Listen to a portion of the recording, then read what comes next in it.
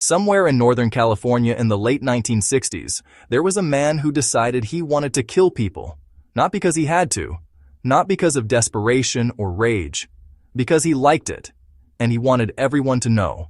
He called himself the Zodiac. He chose his victims seemingly at random.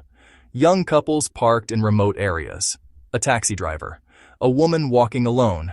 He did not know them. They did not know him. He simply appeared. And then he disappeared back into the dark.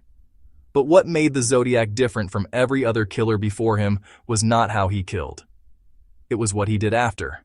He wrote letters to the newspapers, to the police, to the public, taunting them, mocking them, telling them exactly what he had done and daring anyone to stop him. Inside some of those letters were ciphers, coded messages made entirely of symbols. He said the ciphers contained his name. He said if anyone could crack the code, they would know who he was. One cipher took over 50 years to solve. Another has never been cracked to this day. The first confirmed Zodiac attack took place on December 20th, 1968, near the town of Vallejo in Northern California. Two teenagers, David Faraday was 17, Betty Lou Jensen was 16. They were parked in a remote area. They were shot at close range. Betty Lou was found 30 feet from the car. She had been shot 5 times in the back as she ran. David died at the scene. They had done nothing wrong. They were just there. 7 months later, on July 4th, 1969, the killer struck again. Same area near Vallejo. Darlene Ferrin was 22. Michael Mageau was 19. They were parked when a car pulled up beside them. A man got out. He walked to their window, and he opened fire.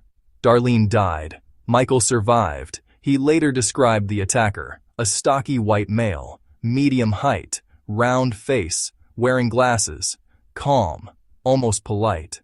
Then the killer did something unexpected. He called the police himself, from a public phone near the scene. He told them where to find the bodies, and he told them he was also responsible for the December 1968 murders. He then hung up. The call was traced, but the man was already gone. 1 month later, in August 1969, 3 major newspapers in California received letters simultaneously: the San Francisco Chronicle, the San Francisco Examiner, the Vallejo Times-Herald.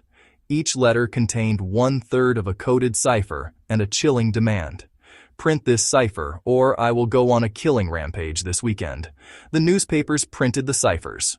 Within 1 week, a civilian couple named Donald and Betty Hardin decoded the 408 character cipher.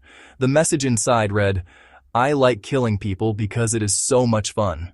He claimed his victims would become his slaves in the afterlife. He said he would not give his name because it would slow down the collection of slaves for his afterlife. On September 27, 1969, the Zodiac attacked 2 students at Lake Berryessa. Brian Hartnell was 20. Cecilia Shepard was 22.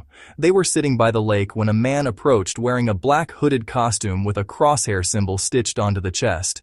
He tied them up. He stabbed them both repeatedly. Cecilia died 2 days later. Brian survived. The killer then walked to Brian's car and wrote on the door in felt tip pen today's date, the number of his previous victims, and the words "by knife." Less than 2 weeks later, on October 11, 1969, a taxi driver named Paul Stein was shot in the head in San Francisco. He was 29 years old. The Zodiac cut off a piece of Paul Stein's shirt and sent it to the newspaper as proof. He mocked the police sketch that had been released. He said it was inaccurate because he had worn a disguise. The letters kept coming. Over the following years, the Zodiac sent dozens of communications to newspapers and police. He named himself. He gave himself a body count. He claimed 37 victims, though police only confirmed 5.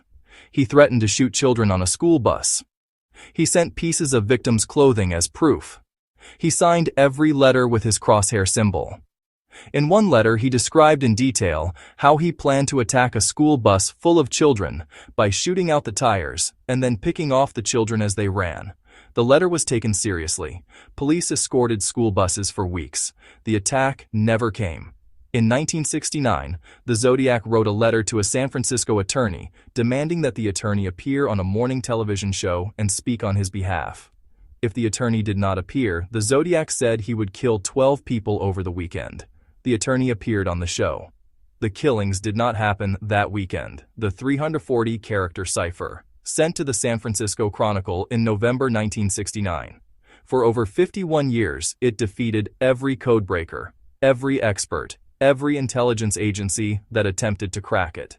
Then, in December 2020, an international team of 3 amateur codebreakers using custom-built software finally solved it.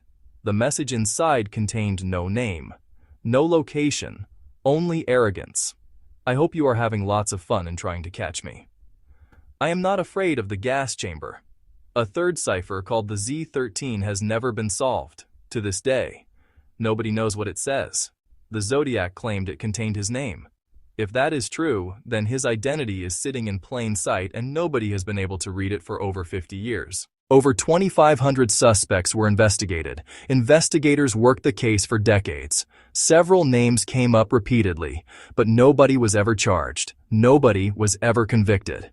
The primary suspect for many investigators was a man named Arthur Lee Allen, a former teacher from Vallejo.